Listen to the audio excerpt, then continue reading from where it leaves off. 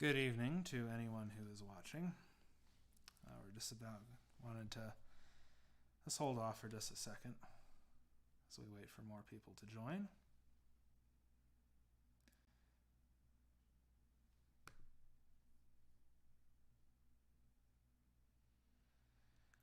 I hope everyone watching has been staying safe and staying warm out. I know it's going to get colder. But give me just a minute here.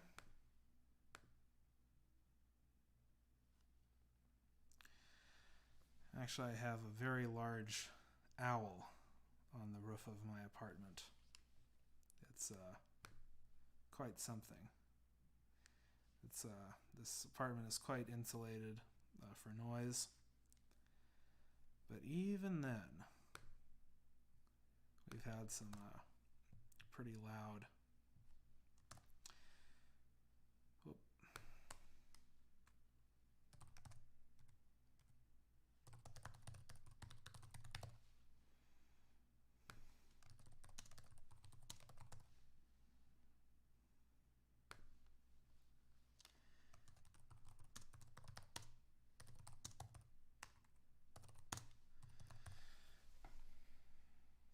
Let's see how we're doing.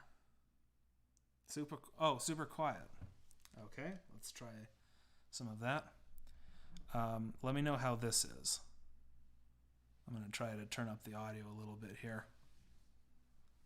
Thanks for joining, Chris.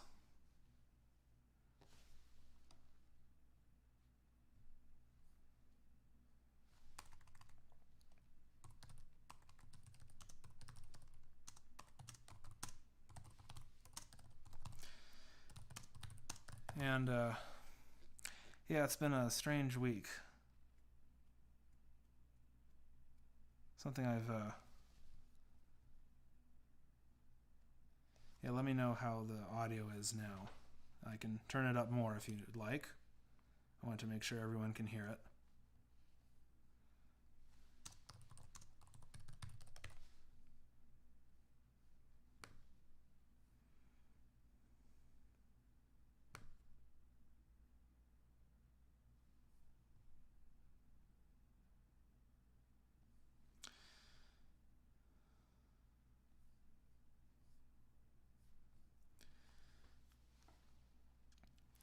How's the audio now? A little louder, okay. We can go a little louder. How is that? I would hate to go too much louder than this.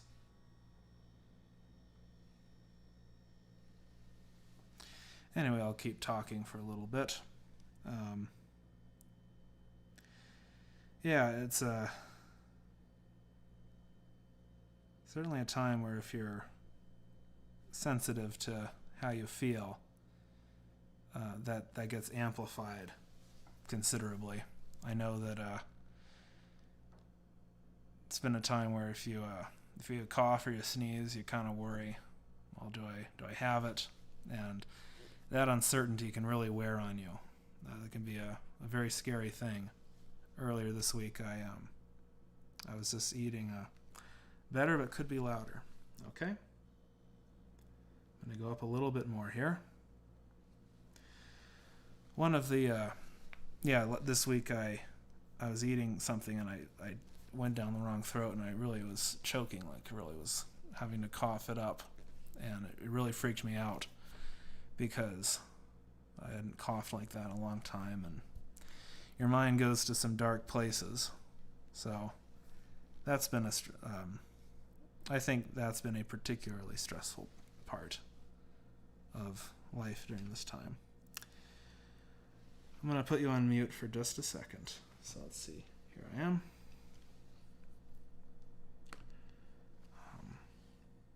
I'm going to take one break here.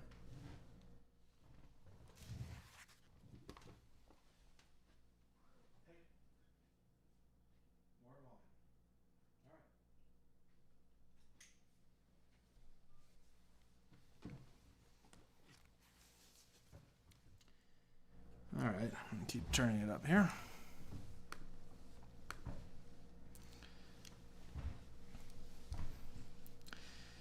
And so earlier this month, on the 5th, I announced my Nantucket ebook platform, which is a new way for people to share really outstanding ebooks online. Go up a little more here. The whole thing with the Nantucket ebooks was going to be that it would allow writers to very quickly create and share their work with people. So for a writer, with Nantucket ebooks, you can go from the manuscript to an ebook that people can read in less than a second. And then the ebook that you're giving to people is really great because it works in the browser and it can still be a touch louder. I'm sorry, people.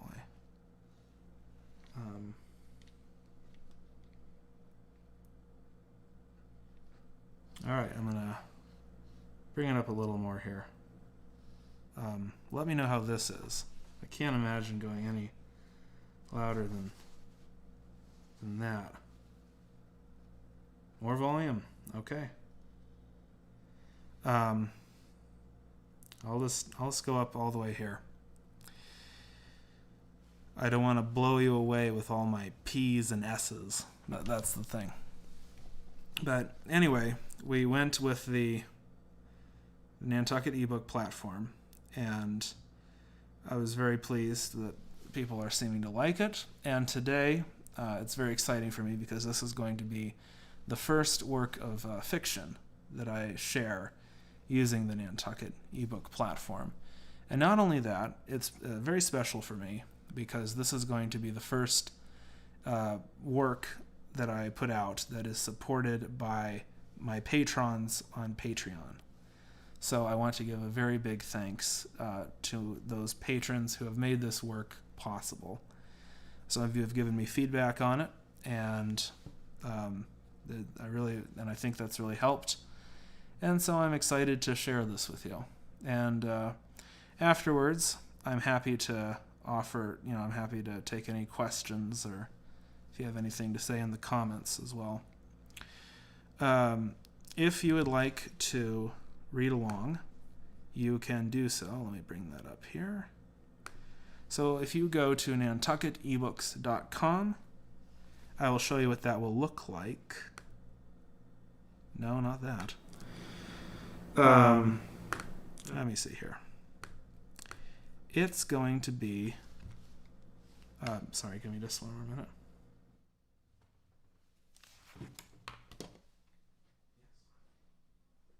What? More volume.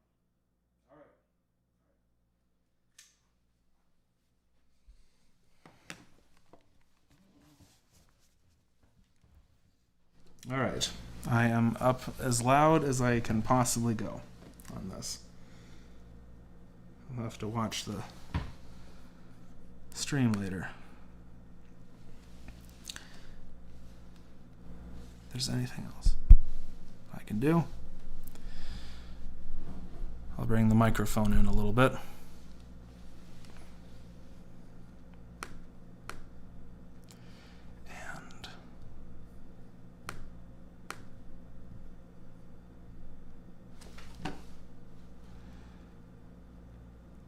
Okay, glad it's better.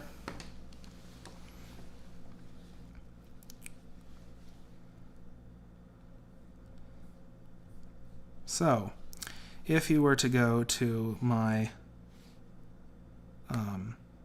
here we are. So if this is what you would see if you go to nantucketebooks.com, and the Trash Man is featured here. So you can just click there and go to it.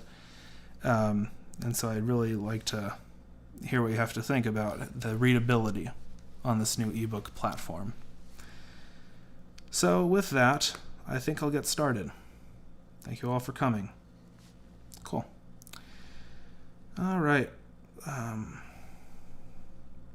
Sorry, I am getting the swing of things on this.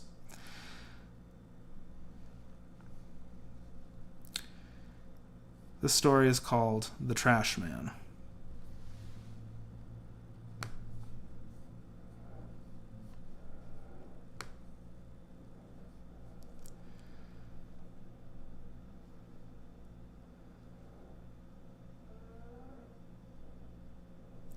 Okay.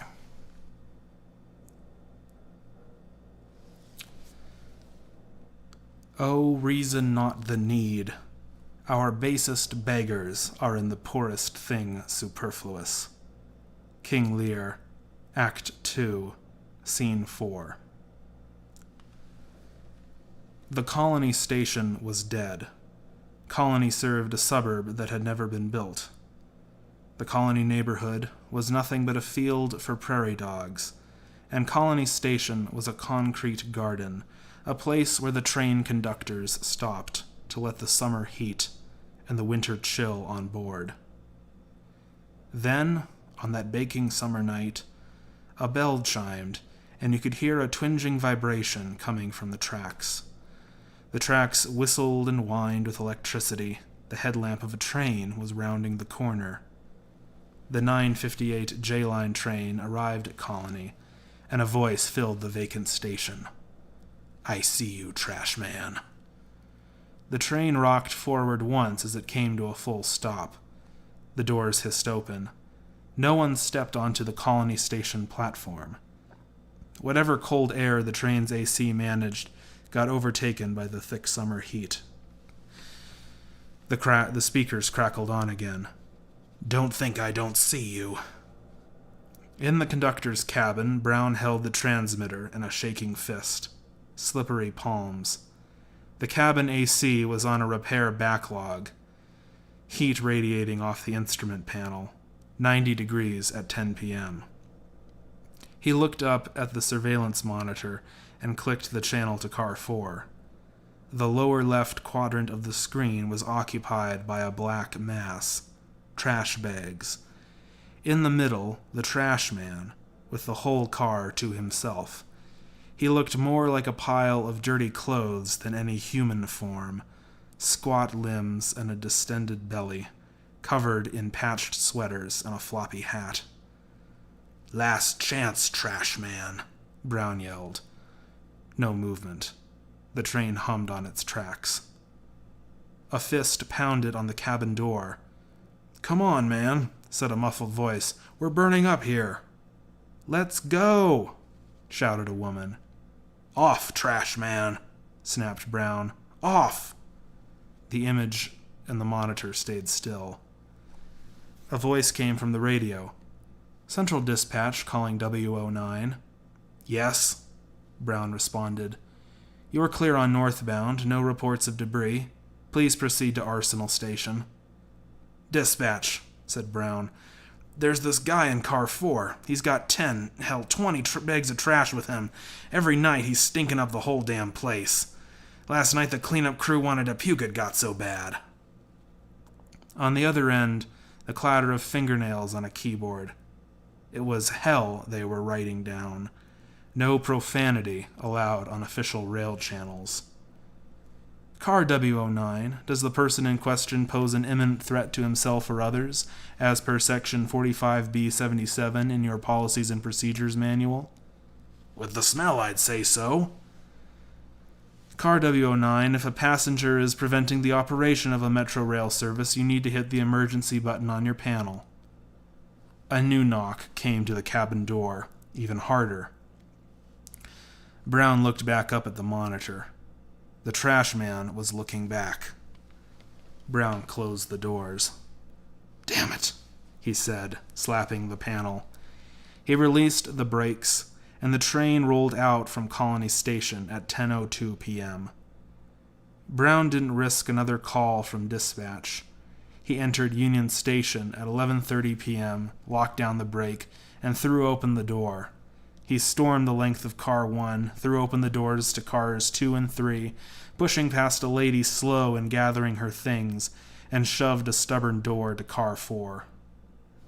The trash man was gone. He was always gone by the time he got back there. 1 man and 20 trash bags. Brown craned his neck out both side doors, feeling like a rube in a dumb comedy. You think you'd see someone like that skulking away. One thing was left behind. The smell. The smell felt like a hard shove to the chest, sudden and hostile. It meant an extra hour of thankless work for the cleaning crew. But Brown truly hated that smell. Somehow it brought back memories of the hospital rooms and dialysis centers, which seemed to crowd out, little by little, all other memories of his wife, Cynthia. Brown hated the trash man. He was more than a nuisance. Train conductors dealt with nuisances all day. The bleary-eyed bums, the shifty drug runners, the street preachers. The trash man topped them all. He made Brown look like a fool. He got to stink up a man's train car and flee into the night. Damn him. God damn the trash man. At 11:45 p.m., Brown stood in line at the employee restroom near the F-line platform. It was still in the high 70s. His lower back felt like a mangrove swamp. "What's going on in there?" Brown yelled at the bathroom door. "Give him a rest," said his companion in line. Cheryl had been with the rail department for 3 years, starting as an electrician chasing down blown fuses. "The staff toilets were busted down south," Cheryl said. "We've been holding it for 3 hours." "Just use the public stalls," said Brown. Cheryl turned to him. "I ain't squatting down in front of 30 people like I'm in county jail." Brown sighed. The city had stripped the doors off the stalls at station restrooms. The rail authority said too many people were using the stalls to shoot up. Cheryl was watching the 10 o'clock news highlights on her phone. A new family planning clinic in Denver was being protested by the Reverend Jonah Melchior LaFontaine. On the phone screen, the Reverend's gold suit shimmered in the flash of the press photos. "As it was when Rome burned, my brothers, so it will be. We have seen the rot and dismemberment of the American family, the surrender of man to his own sin instead of to God. Here in this Sodom of glass and steel, our own babies are mutilated and murdered by government bureaucrats. The blood of the innocent is on their hands." The Reverend reached into his jacket and pocket and pulled out a jar. Brown winced at the screen. The jar held, floating in milky fluid, a preserved fetus. "Look at the works of man," said the Reverend. "Look, by God!" "Turn that crap off," Brown grunted. Cheryl pocketed the phone. The next night, Brown was back at Colony. The trash man was there. Brown pulled something out of his pocket. A phone. It felt strange in his hands. He'd never owned a smartphone before. Cheryl had to show him how to use it. He opened the camera app, slid it to video mode, and pressed record with his thumb. Brown shut the doors and pushed the accelerator forward. He tried to wick his brow with a hairy forearm. Would they ever fix the cabin AC? With one hand on the accelerator, Brown lifted the phone towards the monitors. The tiny lens rolled the monitors into focus. Brown pulled back for a moment. The trash man was looking at him. Did he know Brown was driving tonight? Was there an expression beneath his floppy hat? A scowl? Or maybe a smile? When he got back to Union Station, Brown took the express elevator to the top floor control room. Brown slapped his phone down on the security desk, showing a thumbnail photo of the trash man. "See?" said Brown. "He's real. Every time he gets away, but now you have proof. Now, what we need to do is put out an APB for this guy, set up a checkpoint between Colony and Union. Maybe after the baseball game you can spare some people." Brown hadn't noticed that the security clerk was busy at her computer. "What are you writing?" Brown asked. "Mr. Brown," said the clerk, "it was a violation of passenger privacy rights to make this recording. You are scheduled to meet with the Rail Office of Passenger Civil Rights tomorrow morning, where they will determine possible penalties." Brown choked out a laugh. "This man is a menace. People won't ride that car for days once he's been on. And what's he hiding in those trash bags anyway? Why don't you investigate that?" The clerk held out her hand. "I will take the phone, please." "Yes, take it," said Brown. "At least get him off the train." "You misunderstand," said the clerk. "We need to identify this individual and let them know their rights may have been violated. We'll return your phone upon completion of the investigation." "That phone wasn't cheap," said Brown. The machine-like reply, "We'll return your phone upon completion of the investigation." Brown held his uniform on a wire hanger and slammed his locker door. Cheryl was waiting in the hallway. "Brown, I heard about what happened. I'm sorry." "Get the hell out of my way." Cheryl stood in the hall, arms in the air. "Brown, wait." He didn't. "Don't want to get drunk and bitch about it?" she called. "Just remember, the rest of the world had a stressful day too." As Brown walked to his car at the far corner of the employee lot, he thought of the trash man. When he came home to his studio apartment, he thought of how his employer was looking out for the trash man. As he waited for the microwave to take its sweet time heating up his mesquite barbecue TV dinner, he thought of the blurred face looking back from the surveillance monitor. By the time he fell into bed, Brown had decided to stop the trash man, no matter the cost. Brown's course of action was decided, as usual, in the shower the next morning. The shower was always an idea factory for Brown, but this new idea troubled him. One sliver of his mind fought the idea. It told him people would get hurt. Brown dismissed the objection. It would be the trash man's fault if someone got hurt. The system was made for people like the trash man. Too often, the system sided with the wrong kind of people, guilty people. Sometimes, to do good, a good man must step outside of the system. It was as simple as turning on your windshield wipers in a summer thunderstorm.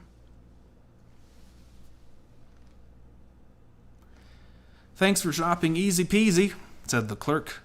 The buzzer above the convenience store door rang as the customer left. All things considered, Muriel felt good about this latest job. It was the only convenience store she'd worked, at least in Colorado, where the owners maintained the AC. The store was a cool oasis along a lonely stretch of Port-au-Prince Boulevard, the last chance for hurried families, before the highway robbery prices at the airport gas stations. It was a quiet morning, another aspect of the store she wasn't used to. A flat-screen TV in the corner ran on mute. In 2 weeks, this would be the TV where, eyes welling, hand to her mouth, Muriel would learn, like the rest of the nation, about the living nightmare called the Trash Man. At most, she could expect the Adams County Police to come by in an hour. Of course, the police tried to play it cool, but it was the coffee and coconut-dusted donuts that brought them by. After 5 p.m., there would be an influx of traffic from Buckley Air Force Base and its encircling defense contractors. That was their main business. This was why Muriel didn't mind when the phone rang that morning, not knowing she was to be the trial run for the trash man's end. "Easy peasy fuel station Port-au-Prince," said Muriel. "How can I help you?" She had never heard the scratchy, amicable voice on the other end before. "Yes, is this Muriel?" "Yes," she said, repeating. "How can I help you?" "Well, Muriel," said the voice, "this is Louis Friend in the Omaha office, and I'm going to need you to do something for me."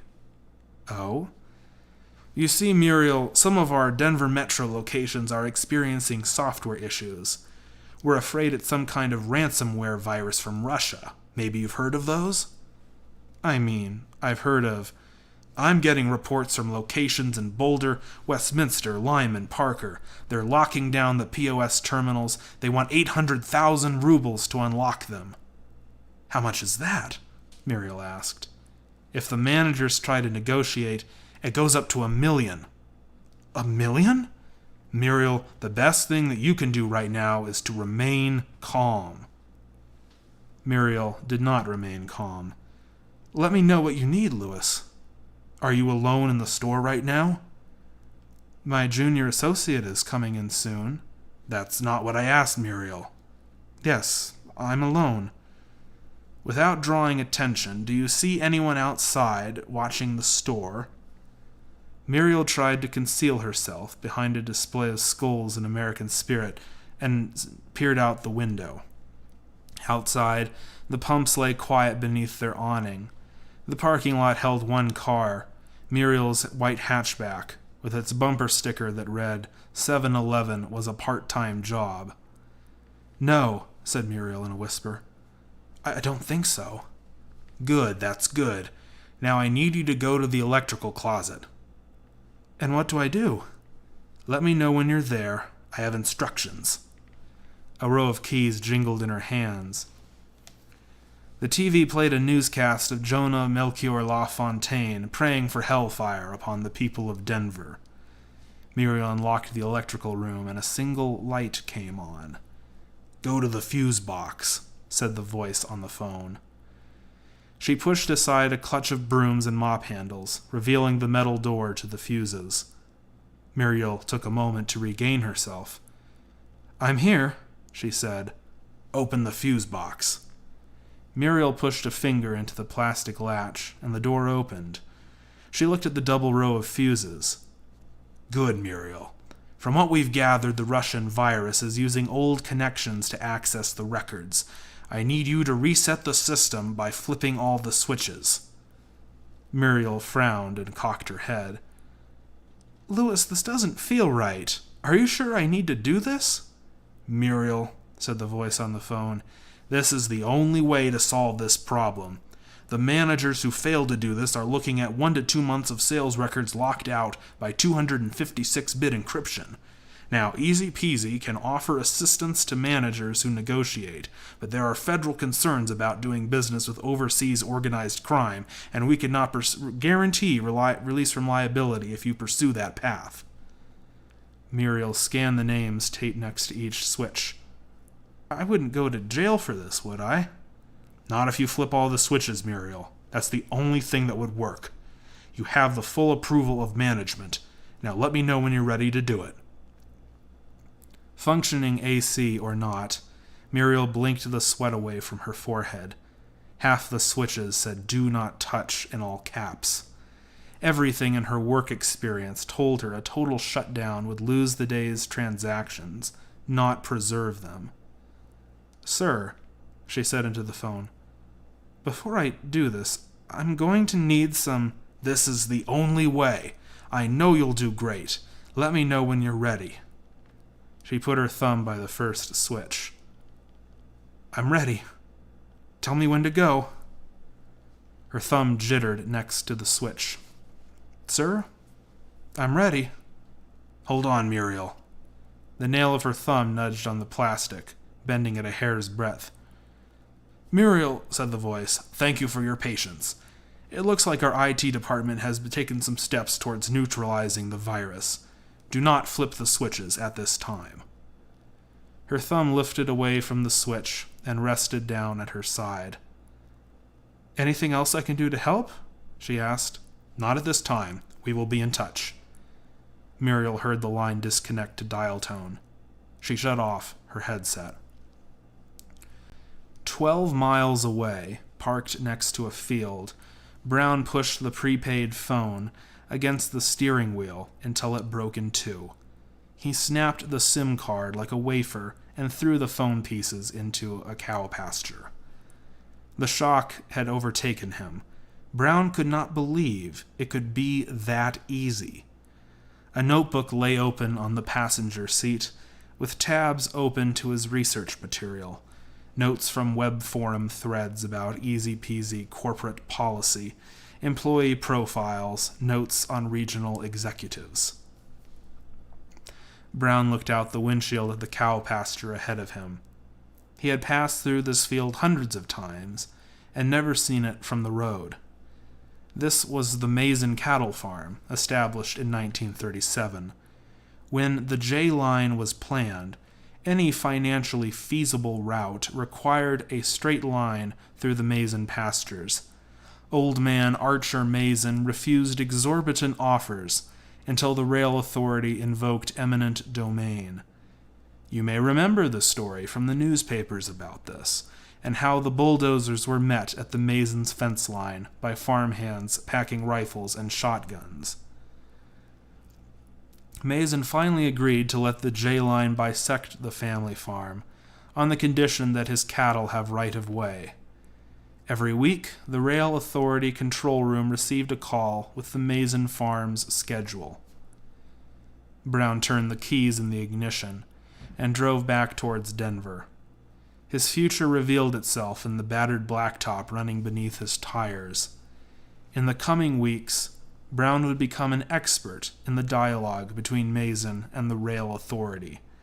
He would learn the rules of their engagements, the conventions that bound them. He would study them like any other language. It flowed from a logic that pulsed bright and electric in his veins. Take 1 second here.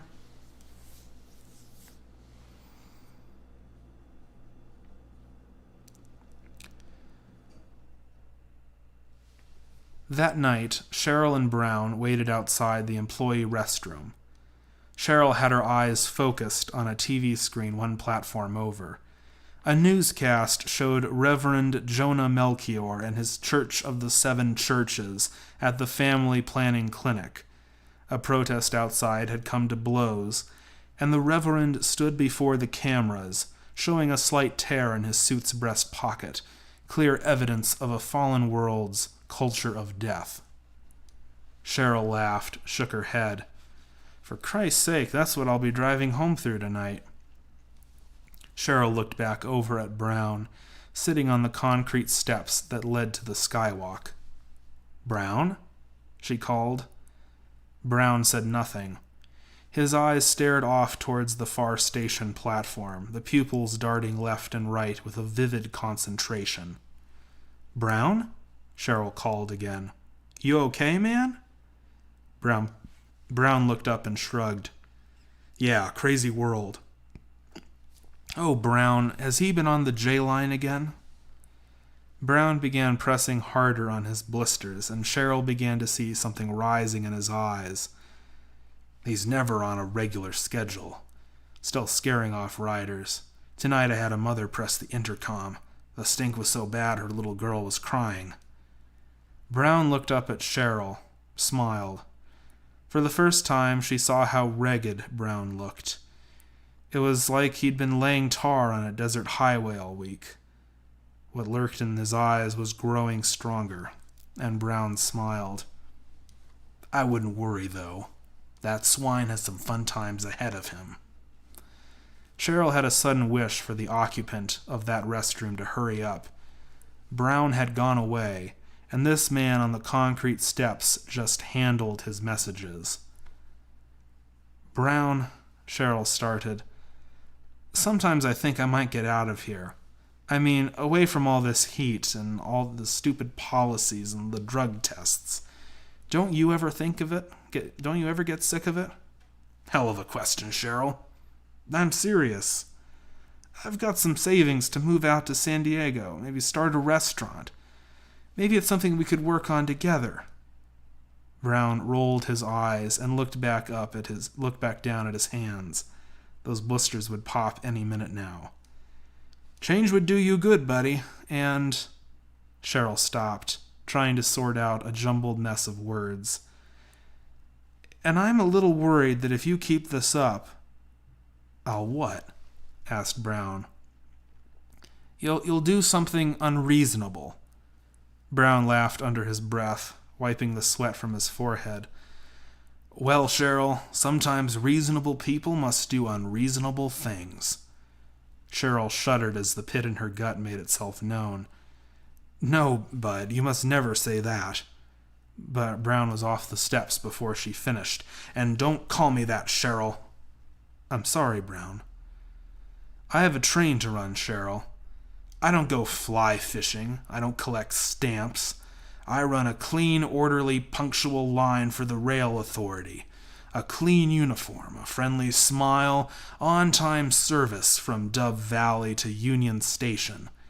But he's there, watching me in the monitors, taunting me, violating my train with his fetid, rotten garbage. Brown leaned in now. What hid in his eyes was loud and piercing, his face a rictus of loathing. The damn renal failure took Cynthia. The trash man won't take my train from me. Cheryl stood fixed to the pavement as Brown's footsteps faded away. The door to the employee restroom opened. "Sorry," said the coworker. "Were you waiting long?" Cheryl didn't answer. She turned to watch Brown's silhouette disappear down the train platform. The heat that night, that ungodly July heat, dragged on Cheryl like a stone. It dragged her into the deep conviction that soon, sooner than she dared to consider, something terrible was going to happen. I'm going to take a break for just a minute. Let me know in the comments how the audio is for everyone. I don't want it to be... I feel like it's really loud, but I just want to make sure. If it's a good level, we'll keep it where it is. I just need to rest my voice a little bit. I've also been recording the audiobook today.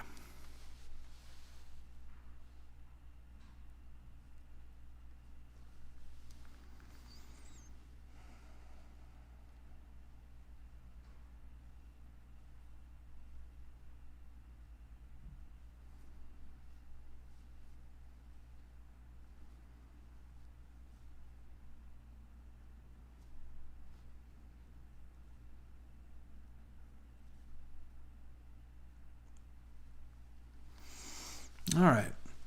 Thank you. I just need to...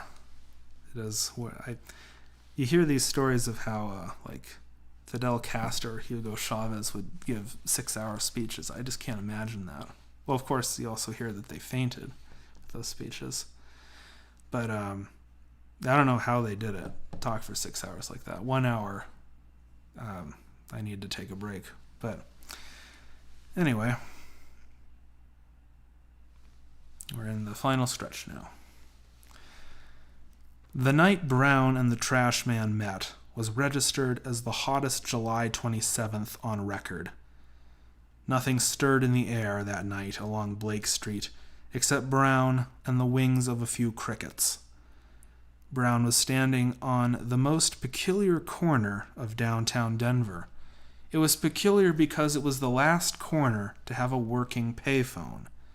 The last bits of change fell down to the coin slot, and Brown heard the dial tone. He had practiced this before, but now his heart thudded on his rib cage. First step, the directory tree. The call connected. The robotic voice played, "Welcome to the Rail Authority directory. If you know your extension, please dial it now. Para español, oprimo el número." Brown punched the extension into the worn metal keypad. Second step. "Maintenance and control, this is Eric. What's your crossing guard?" Brown took in a mouthful of the hot air and began. "Yeah, Eric, this is Don Sanis, crossing guard 2044. I wanted to know when I could get my confirmation on the scheduling change." A pause on the other end. "Okay, Don. What scheduling change is that?" "We're moving the herd back from grazing at 9:30 p.m. tonight. I put in that change 2 weeks ago. Where is my confirmation?" Another pause, the clack of keys. "I'm sorry, Don. I'm not seeing anything here for a change to the herd schedule.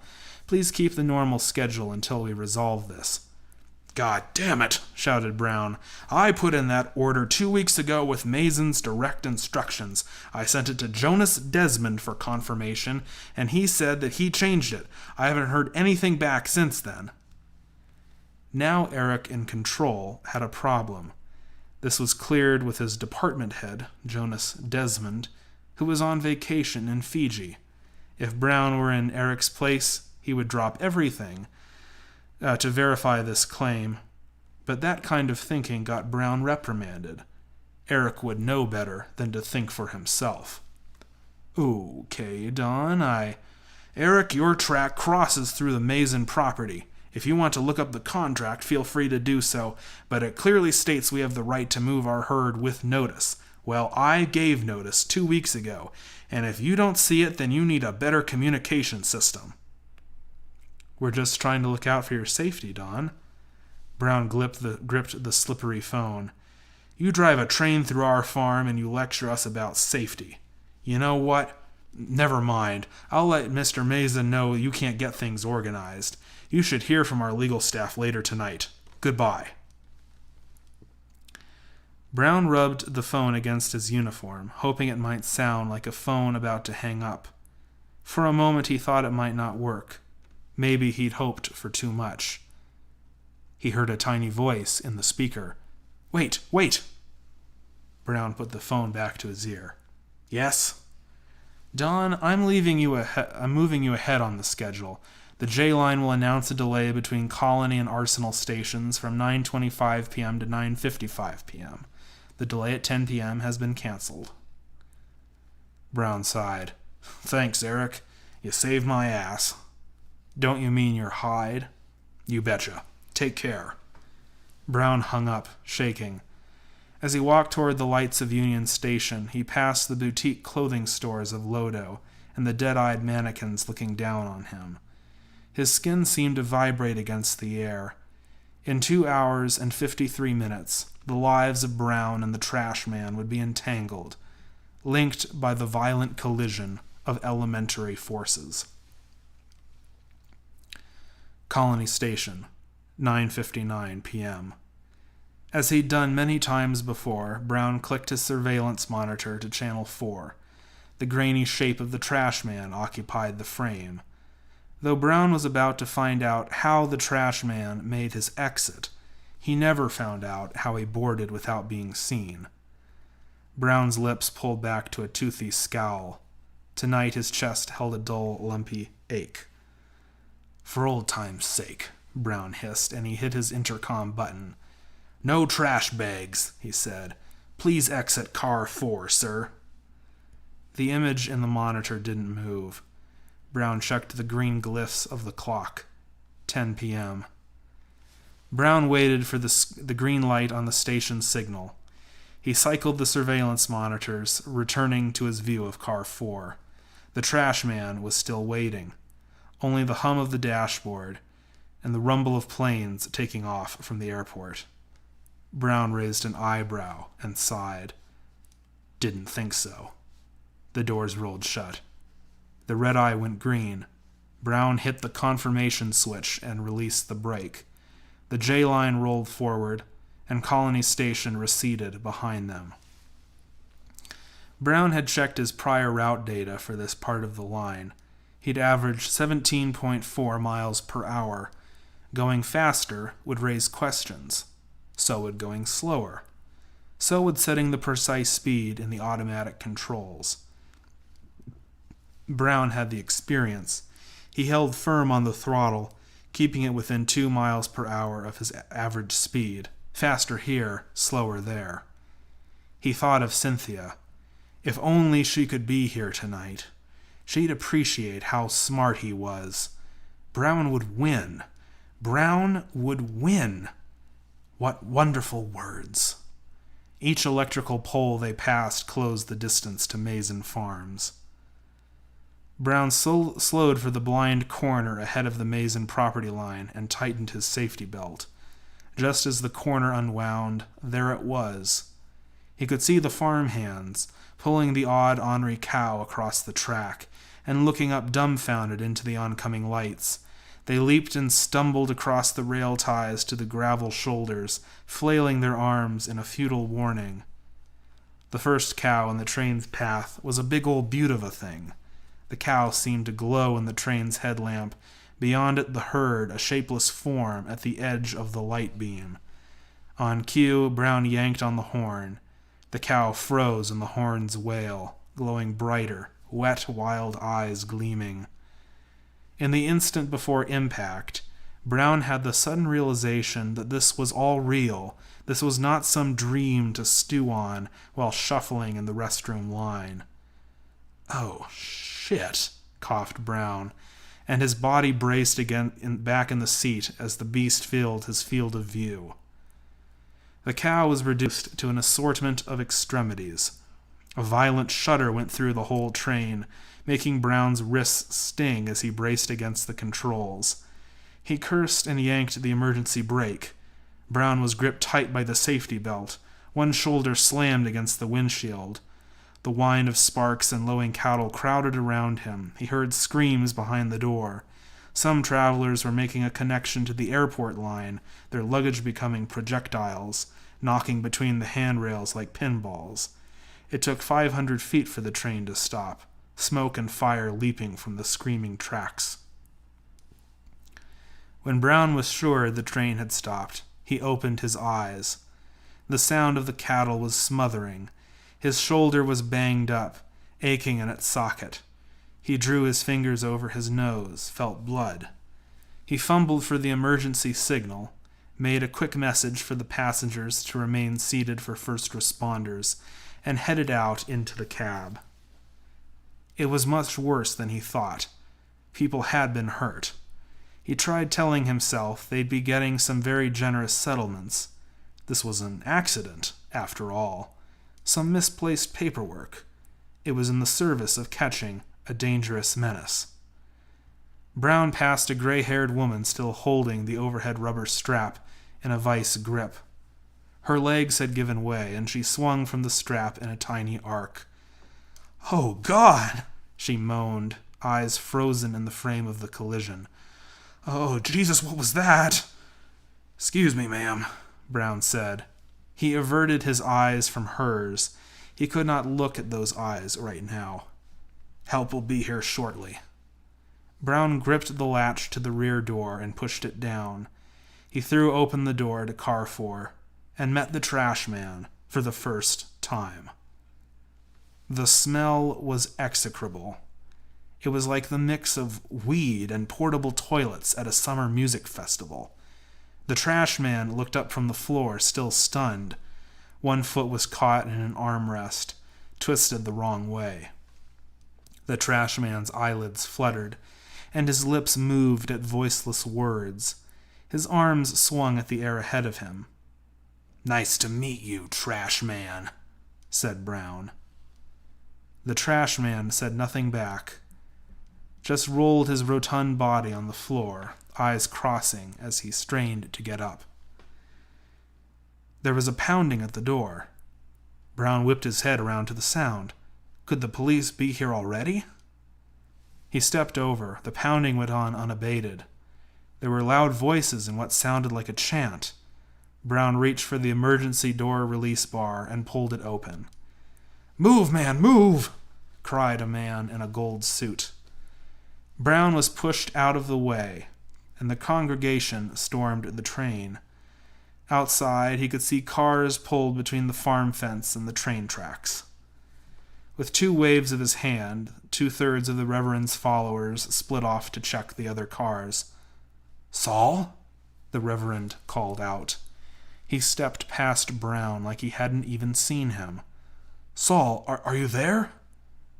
The Reverend looked down and seemed to take it all in at once, the trash man and his twisted leg. "Oh," said the Reverend, and he crouched down. "What has happened to my son?" One hand reached out to touch the trash man's scraggly face, but then, as if he hadn't seen them before, he looked around at the trash bags. The Reverend rose back to his full height, towering over Brown. "Oh!" the Reverend cried, his mouth curling around in agony. Convulsive arms moved towards his head. His fingers tapped at his lips. His followers, mostly women, followed suit. The car filled with a choir of shrieking and wailing, faces distorted with groans until they looked like wax figures melting under a sun lamp. Brown could see the Reverend swaying. He fell against a kinked handbar. The gold jacket tore open across the back. Brown could only stare on as their voices broke and they tore at their faces with their fingernails. Sir, Brown stammered, this train is experiencing an emergency. You'll need to step off the train and let the first responders through. Brown threw his hands to his side. Can a man not have his moment of triumph? Sir, he snapped. The Reverend didn't listen. Instead, he shuffled toward the fetid plastic bags. Tears were running down his face and dripping into his open mouth. He stooped over and reached into one of the plastic bags. Brown heard the tinkling of broken glass. As the Reverend lifted the object from the trash bag and all eyes converged on it, Brown could not understand. The smell of the preservatives was making him dizzy, and what he saw blanched his face and curdled his blood. The Reverend lifted the tiny fetus over his head. The preservative fluid ran down his arms, staining the sleeves of his suit. "All for you, Lord," he cried. "All for you! Look at the evil men have done!" He looked down at the trash man.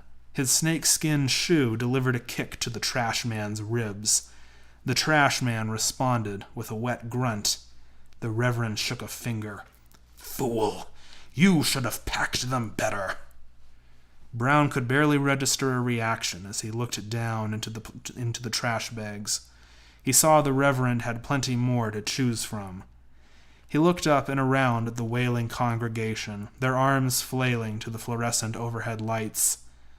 "We'll have to get new ones," said the Reverend.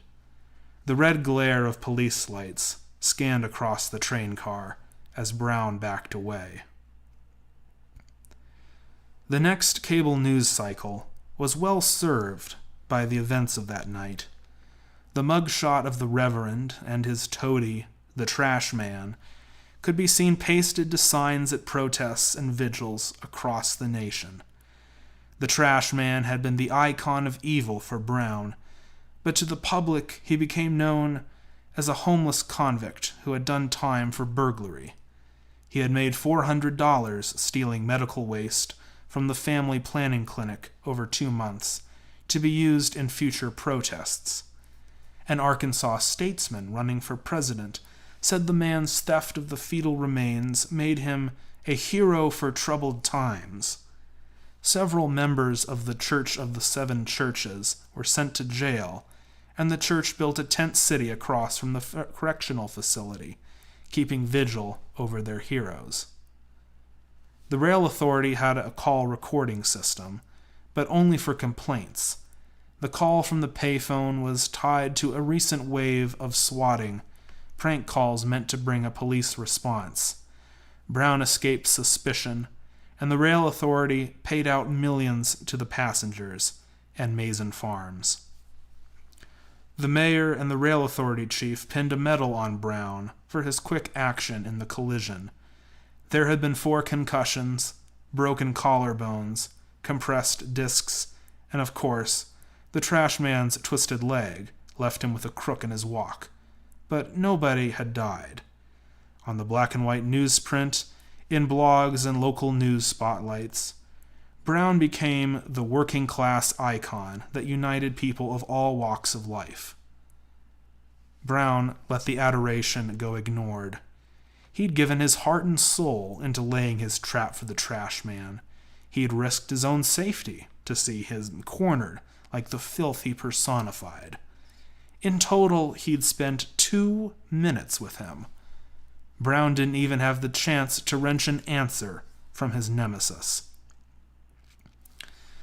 Now, the trash man belonged to everybody. His face was captivating and traveled far online. He was no longer the enemy of Brown and all things clean. He was a public enemy, the subject of long essays in magazines. He didn't belong to Brown. He belonged to everyone who had heard of his infamous crime. The Colony Station was reborn. A new developer bought the suburbs, and pushed forward. Millennials crowded the train. The trash man affair ensured that the line was well staffed with security. Without the trash man, Brown was restless. He couldn't help but check the cabin monitors at every possible chance, hoping to find the trash man's successor. When Brown got home, he passed by his framed awards for apprehending the trash man. In the shower, he rolled through the images he'd seen in the monitor. The cock of a head, a man with his hood pulled up, a skateboarder with one hand on his front pocket. What was in the pocket? Drugs? A knife? A gun? Which of his passengers would come after his train next? As weeks passed, he resolved to narrow down the suspects to the last. He found his men 3 weeks later in the biting chill of December, 2 regular riders who boarded at Broadway. Too shifty, Brown thought. Too quiet. Not up to anything. Yet. "I see you, hooligans," Brown shouted into the microphone. On the monitor, he saw the 2 men look up, trying to find the source of his voice. The brakes slowed the train to a hissing stop at the downtown hub. Brown glowered at the monitor, teeth chattering. "Don't you move," he said to the microphone. Brown had 5 minutes to get the train cleaned, pick up the juice cups, the discarded passes, the occasional used diaper from someone who should not have passed on their jeans. After that, he had to send the train back down south. He has time, Brown thought to himself. He locks the cabin door behind him and looks through the open doors. There they are, he said to himself. 2 men headed for the stadium. He leaped onto the platform, bracing against the cold. The men were headed past the station, to a narrow sidewalk next to a construction site. It felt wrong to Brown. The station was well lit, streetlights that glowed orange, yellow, and purple from the different upgrades over the years. The walkway was dark. Brown walked faster. Someone new had come for his train. There would always be someone to take that train away from him. Brown passed beyond the glow of the station lights. The train sat idling at the platform, the passengers still boarding, shivering in their winter coats. Only a few could have heard the raspy voice coming from the concrete walkway. "Don't think you can get away from me!" The W line to Colony was late that night. In the coming weeks, when a trucker moaned at the price of diesel, or a working mom got her card declined at the supermarket, they would say the same thing. Just like that train conductor in Denver, no good deed goes unpunished. Brown was found at the bottom of a cold stairwell 2 blocks from the stadium, curled into a bleeding ball with no wallet. The end. Thank you for joining Software Agents. Glad you could be here. So anyway, that is my story. That's The Trash Man. And you can read it on my website, nantucketebooks.com. Thought I'd talk a little bit about the background for this story. There was a very specific incident that inspired this story. It was when I was taking the web development class at University of Denver, where I learned the skills that led to Nantucket eBooks, and most nights I would commute by train. And I saw quite a few interesting things during those commutes, and it was actually a very enjoyable thing because I would get to spend time, sit at Union Station, wait for the train to Westminster, and I would sit at one of their tables and just write. It was a very nice thing to be able to do. But I remember very distinctly one time waiting for the train, and the conductors would often they'd ring the bell in like a melodic in a rhythm, sort of something you could. Oh, thank you, Chris. So they would So they'd like ding, shaving a haircut, ding, ding, da, ding, ding. They do those sorts of things. So I was sitting at the platform waiting for the train to arrive, and comes in, and so I waved to the conductor, expecting them to do the musical horn thing, and instead I hear like, "Don't go anywhere, I can see you," and I'm like, "Are you talking to me?"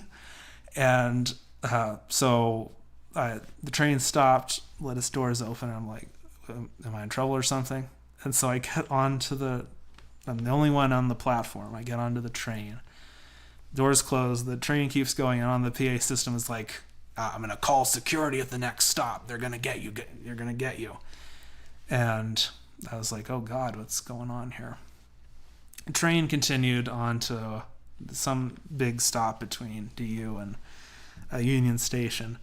And then all these security guards come onto the train. I see this conductor storming. He's saying, "Come with me." This guy, he has like 50 trash bags with him. And he rides every night. And as far as I know, so I see them go.